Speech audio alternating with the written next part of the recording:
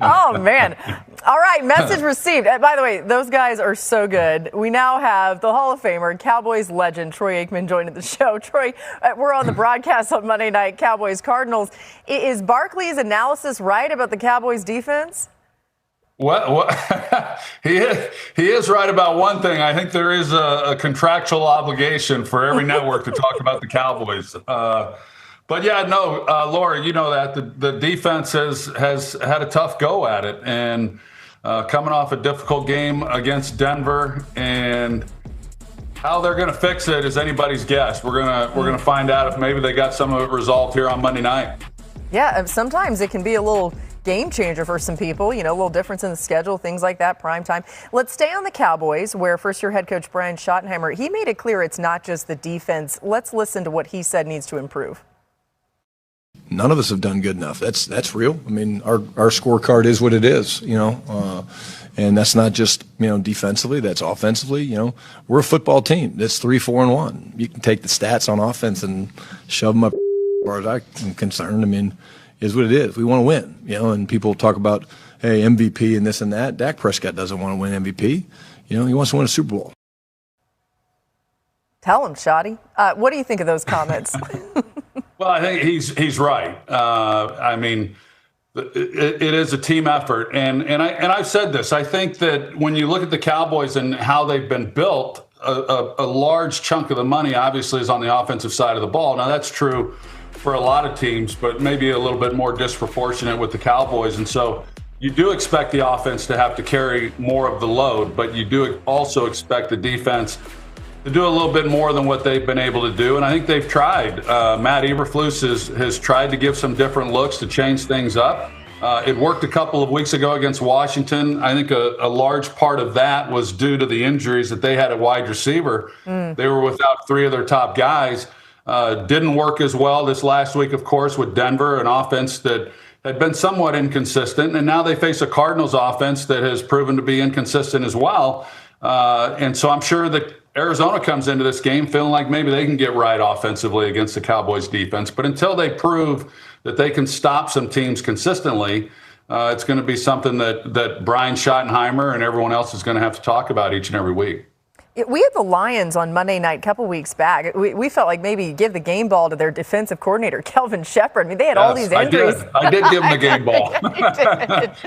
I don't know if Dan Campbell did, but I did. For what that's Listen, I mean, Troy, your game ball matters a whole lot, right? Well, not really, not too much. At least to us. I can safely say this will be the biggest trade before the trade deadline. This movie's good. It won't be the last one. And speaking of trades, the trade deadline's been heating up. Adam Schefter has breaking news. Obviously, the Saints is open to compete. Believe it or not, we are just 5 days away to the trade deadline. Can't wait to see which teams decide to make some moves, what happens with all of it. We got Adam and Peter here. Let's start with Adam. What are some names you've heard in trade rumors over the past 24 hours or so? Well, Laura, I think there's some focus on wide receivers here leading up to the trade deadline. The New Orleans Saints have Rashid Shaheed, Chris Olave, and the veteran Brandon Cooks. They're working to try to re-sign Chris Olave, which would seem to indicate that they perhaps would be willing to listen on the other players like Rashid Shaheed and Brandon Cooks. Those are not the only receivers that are drawing interest across the league. Jacoby Myers could generate some interest. He's asked to be traded. The Raiders are hesitant to move him unless they got an offer that they felt was fair and substantial. And so far, that has not happened nor materialized. And of course, there are questions about other players out there right now at the pass rush position, waiting to see whether any of them become free. But we've seen so far in the month of October 8 trades. 8. I would say that the over-under from now till Tuesday might be 5 more, bringing us to 13. Now, J.J. McCarthy, he's going to make his return against this. As anybody to see the Chiefs back in the AFC Championship game or maybe even the Super Bowl again this year. Yeah, it's well said. All right, I'm giving you the NFL Live game ball for joining us here. So thanks again for your time. I'll clear a space on my mantle for it. It's really small and it's like a foam. By Tuesday, we'll see where that comes under, whether it comes over. But I would think at least 5 more between now and Tuesday. All right, some key info there, people. Peter, there's one division you're keeping a close eye on in the coming days. Which one is it? I think the AFC East is fascinating. I think there's been a lot of dialogue over the Buffalo Bills' need to go and find themselves an outside receiver, a deep threat. The problem is the Buffalo Bills are in salary cap hell. They don't have the wiggle room that a lot of teams do. In fact, they're the worst in the league when it comes to current cap space. So you have to be rational here. And Bills fans might not want to hear this, but last year when they got Amari Cooper, there was some wiggle room to do so. This year, not so much.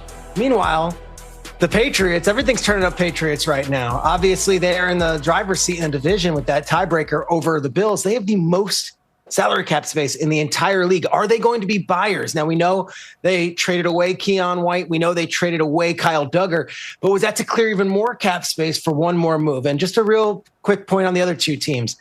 Dolphins lose tonight. They could be sellers with guys like Bradley Chubb, Jermaine Phillips, and of course, Matthew Judon on the roster. And then the Jets, as uplifting as that victory was last week, they're not going anywhere this year. They have a lot of players in the final year of their contract. Could they be sellers before the deadline as well?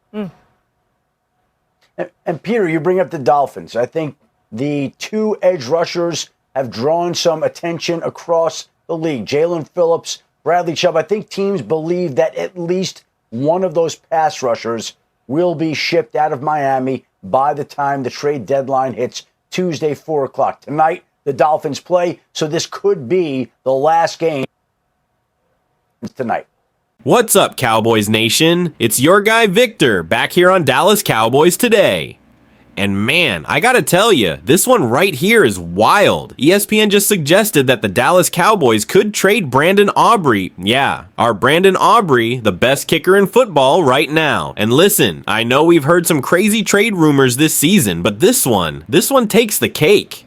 So today we're breaking down what ESPN said, why trading Aubrey would be absolutely insane, and what it could really mean for the Cowboys' future. Before we dive in, smash that like button, subscribe if you bleed blue and silver, and drop a comment. Would you ever trade Brandon Aubrey even for a second-round pick? Let's talk about it. Alright, so here's what's going on. The NFL trade deadline is November 4th, and everyone expects Jerry Jones to make a move. The Cowboys are sitting at 3-4-1, and things aren't exactly trending up. ESPN's Bill Barnwell listed a few names Dallas could potentially trade if they decided to be sellers. And yeah, that list includes Brandon Aubrey. He also mentioned guys like Maisie Smith, Sam Williams, and George Pickens. But the one that shocked everyone was Aubrey, because this guy has been nothing short of elite since he came into the league. Through 7 weeks, he's hit 25 of 26 field goals, including 7 from 50-plus yards, and hasn't missed an extra point all season. The dude's automatic. You just don't trade that kind of reliability away. Now, to be fair, Barnwell didn't say the Cowboys will trade him. He called it more of a thought experiment. I was like, what would happen if Dallas explored it? And yeah, from a purely business angle, you can kind of see the reasoning. Aubrey's already 30 years old. He's in the final year of his contract, and the Cowboys have to deal with a ton of upcoming extensions. Dak Prescott, CeeDee Lamb, maybe even George Pickens if they keep him around. So ESPN's angle is basically, if the Cowboys aren't going anywhere this year, why not move a valuable player while his stock is sky high? But here's the thing, kickers like Aubrey don't grow on trees. He's arguably the best kicker in the NFL right now, and teams spend years trying to find consistency at that position. Just ask the Chargers, who've been through like 6 kickers in 5 seasons. Barnwell even floated the idea that a desperate contender, maybe the Rams, maybe the Lions, could offer a second-round pick for Aubrey. Would that be tempting? Sure, maybe on paper. But think about what that means in reality. You're trading away one of the few players you can actually trust every single Sunday for a lottery ticket in next year's draft. That's not a rebuild move. That's waving the white flag. And that's not how Jerry Jones operates. Jerry's the guy who traded Micah Parsons for multiple first-round picks because he thought it could make the team better long-term, not tear it apart mid-season. Trading Aubrey would send the total opposite message. It'd be saying, we're done for this year, and that's not what Cowboys fans want to hear. Now, what's really interesting here is how Aubrey's name even got tied into this. Remember that when we sent Micah Parsons to the Packers before the season, Kenny Clark was part of that deal. ESPN pointed out that the Cowboys specifically valued Clark's contract because it had an escape clause in 2026, meaning Dallas could get cap flexibility if things didn't work out. So basically, the Cowboys are in this weird spot where they're trying to stay competitive and manage the cap smartly, and Aubrey being due for an extension ends up caught in that conversation. But let's be honest, if you're trying to build for the future, you build around consistency, and that's exactly what Aubrey gives you. Here's my honest take, Cowboys fans. Trading Brandon Aubrey would be one of the dumbest moves this franchise could make right now. This guy's a Pro Bowl level kicker, he's clutch under pressure, and he's the only reason we've stayed alive in a few of these close games. I get the logic. 30 years old, contract year, team's calling. But man, if you want to stabilize this roster and keep building a winning culture, you keep your reliable stars, not ship them out. Look, if we were 1-7 and totally out of it, maybe you listen to offers. But at 3-4-1 with games against the Eagles, Chiefs, and Lions coming up? Nah, man, you fight, you build, you double down on the guys who've been delivering. So what do you guys think, Cowboys Nation? Should the Cowboys even consider trading Brandon Aubrey if a team like the Rams offered a high pick? Or should Jerry Jones shut that idea down immediately and lock Aubrey up long term? Let me know your thoughts down below. I want to hear from every single one of you. And if you love this kind of honest Cowboys talk, hit that like button, subscribe to Dallas Cowboys Today, and turn on notifications, because we've got breaking news, rumors, and reaction videos every single day. I'm Victor, your fellow Cowboys diehard, and as always, go Cowboys!